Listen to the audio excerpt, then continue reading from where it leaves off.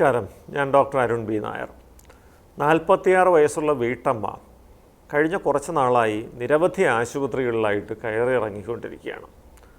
നെഞ്ചെരിച്ചിലും പുളിച്ചു തികട്ടലുമാണ് ലക്ഷണം. രാവിലെ എഴുന്നേൽക്കുമ്പോൾ തന്നെ തുടങ്ങും. ഒരു ഭക്ഷണവും കഴിക്കാൻ പറ്റുന്നില്ല. ചില ഭക്ഷ്യവസ്തുക്കളൊക്കെ കഴിക്കുന്നതിനെക്കുറിച്ച് ആലോചിക്കുമ്പോൾ തന്നെ ഒരു ഓക്കാനം പോലെ വരും, ഒരു ഏമ്പക്കം പോലെ വരും. അത് കഴിഞ്ഞാൽ നെഞ്ചിലൊരു വല്ലാത്ത ഒരു സഞ്ചാരവും പരവേശവും മുളകരച്ച് തേച്ച പോലത്തെ ഒരു അനുഭവമൊക്കെ അകത്ത് വരികയാണ്. ഇത് കൂടിക്കൂടി കഴിയുമ്പോൾ കഠിനമായ വയറ്റുവേദനയായി മാറും. ആ സമയത്ത് പിന്നെ ഒന്നും കഴിക്കാതിരിക്കുക എന്നുള്ളതാണ്. വെള്ളം മാത്രം കുടിച്ച് വിശപ്പ് അകറ്റിക്കൊണ്ട് മുന്നോട്ട് പോകാൻ ശ്രമിക്കും. ഇങ്ങനെ പോയി ഗ്യാസ്ട്രോ എൻട്രോളജി വിഭാഗത്തിലെ ഡോക്ടർമാരെ കാണിച്ചു. അവർ എൻഡോസ്കോപ്പിയൊക്കെ ചെയ്ത് നോക്കി. എൻഡോസ്കോപ്പിയിലൊന്നും യാതൊരു വിധത്തിലുള്ള തകരാറുമില്ല. പല ഡോക്ടർമാരെ കണ്ടു. പല വൈദ്യശാസ്ത്ര ശാഖകൾ പരീക്ഷിച്ചു. ആധുനിക വൈദ്യശാസ്ത്രവും ആയുർവേദവും ഹോമിയോയും സിദ്ധയും ഒക്കെ പരീക്ഷിച്ചു നോക്കി. എന്ത് മരുന്ന് കഴിച്ചിട്ടും ഇതിന് വലിയ മാറ്റമൊന്നും വരുന്നില്ല. അതിനെ തുടർന്നാണ് അവർ എൻ്റെ അടുത്തേക്ക് എത്തിച്ചേരുന്നത്. ഇപ്പോൾ കഴിഞ്ഞ ഒരു 3 മാസമായിട്ട് ഈ ഒരു എരിച്ചിൽ കാരണം രാത്രിയിൽ ഉറക്കം കൂടെ നഷ്ടപ്പെട്ടിരിക്കുകയാണ്. രാത്രിയിൽ കണ്ണടച്ച് ഉറങ്ങാൻ കിടന്ന് ഒന്ന് ഉറങ്ങിക്കഴിയുമ്പോൾ പെട്ടെന്ന് വയറ്റിലെന്തോ ഒരു ചലനം പോലെ തോന്നുന്നു. അത് കഴിയുമ്പോൾ നെഞ്ചരിച്ചിൽ വരുന്നു. കഴിഞ്ഞ് ശ്വാസം കിട്ടാതെ വരുന്ന പോലത്തെ ഒരവസ്ഥ വരുന്നു. എഴുന്നേറ്റിരിക്കേണ്ട സാഹചര്യം വരുന്നു. അങ്ങനെ എഴുന്നേറ്റിരുന്ന് രാത്രി വെളുപ്പിക്കേണ്ട ഒരു അവസ്ഥയാണ്. അപ്പോൾ രാത്രി കിടന്നു കഴിഞ്ഞാൽ ഈ നെഞ്ചരിച്ചിൽ വല്ലതും വന്നിട്ട് എന്തെങ്കിലും അപകടം പറ്റിപ്പോകുമോ എന്ന് തോന്നിയാണ് അങ്ങനെ ഇരിക്കേണ്ടി വരുന്നത്. വീണ്ടും മറ്റ് ഡോക്ടർമാരെ കാണിച്ച് എൻഡോസ്കോപ്പി പല രീതിയിൽ ചെയ്തു. വായിലൂടെ ഉള്ള അപ്പർ GI എൻഡോസ്കോപ്പി ചെയ്തു. താഴെ കൂടെയുള്ള ലോവർ GI എൻഡോസ്കോപ്പി ചെയ്തു. വയറിൻ്റെ അൾട്രാസൗണ്ട് സ്കാൻ എടുത്തു, CT സ്കാൻ എടുത്തു. എന്നിട്ടൊന്നും ഒരു തകരാറും കാണുന്നില്ല എന്നുള്ളതാണ് സത്യം. അവരുടെ ശരീരഭാരമാണെങ്കിൽ കുറഞ്ഞു വരികയും ചെയ്യുന്നു. ഈ ഒരു അവസ്ഥയ്ക്കാണ് ഫങ്ഷണൽ ഡിസ്പെപ്സിയ അഥവാ നോൺ അൾസർ ഡിസ്പെപ്സിയ എന്ന് പറയുന്നത്.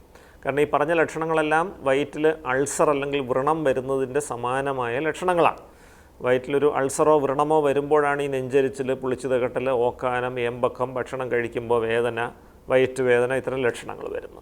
പക്ഷേ ഇവിടെ എൻഡോസ്കോപ്പി ചെയ്ത് നോക്കിയിട്ട് അങ്ങനത്തെ അൾസറിൻ്റെ യാതൊരു ലക്ഷണവും ഇല്ലതാനും. എന്നാലും ഈ ലക്ഷണങ്ങൾ ഇങ്ങനെ ആവർത്തിച്ചു വരികയും ചെയ്യുന്നു. അപ്പോൾ ഈ ഫങ്ഷണൽ ഡിസ്പെപ്സിയ തീർച്ചയായിട്ടും മാനസിക സമ്മർദ്ദം മൂലമുണ്ടാകുന്ന ഒരു കാര്യമാണ്.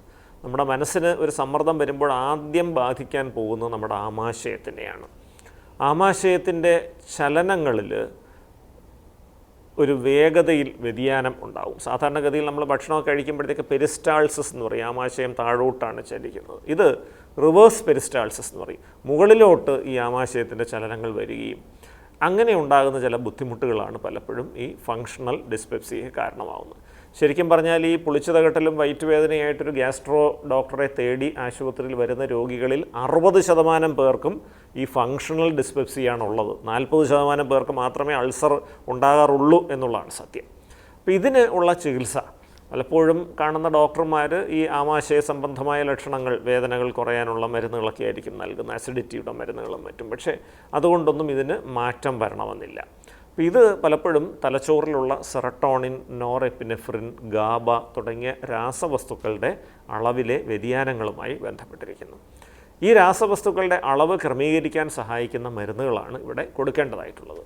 അപ്പോൾ അത്തരത്തിലുള്ള ചില മരുന്നുകൾ കൊടുത്തതോടുകൂടി ആദ്യം തന്നെ ഇവരുടെ ഉറക്കം ക്രമമായി.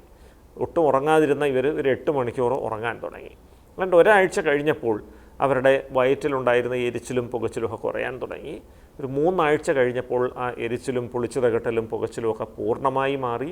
അവർ ഭക്ഷണം കഴിച്ചു തുടങ്ങി. ഒരു 3 മാസം കൊണ്ട് അവരുടെ ശരീരഭാരമൊക്കെ നോർമലായി. ഏത് ഭക്ഷണവും കഴിക്കാൻ പറ്റുന്ന ഒരു അവസ്ഥയിലേക്ക് അവർ എത്തിച്ചേർന്നു. അവരുടെ ശാരീരിക ബുദ്ധിമുട്ടുകളൊക്കെ തന്നെ മാറി. അപ്പോൾ എപ്പോഴും ഓർക്കേണ്ട ഒരു കാര്യമുണ്ട്, ഇങ്ങനെ വിട്ടുമാറാത്ത ഈ പുളിച്ചു തകട്ടലും അസിഡിറ്റിയുടെയും ലക്ഷണങ്ങൾ ഒരുപക്ഷേ നോൺ അൾസർ ഡിസ്പെപ്സിയ അല്ലെങ്കിൽ ഫങ്ഷണൽ ഡിസ്പെപ്സിയ ആകാം. അത് മാനസിക ആരോഗ്യത്തിൻ്റെ ഒരു വിഷയമാണ്. അതിനുള്ള ചികിത്സ എടുത്തു കഴിഞ്ഞാൽ മാത്രമേ അതിന് മാറ്റം വരികയുള്ളൂ. നന്ദി, നമസ്കാരം.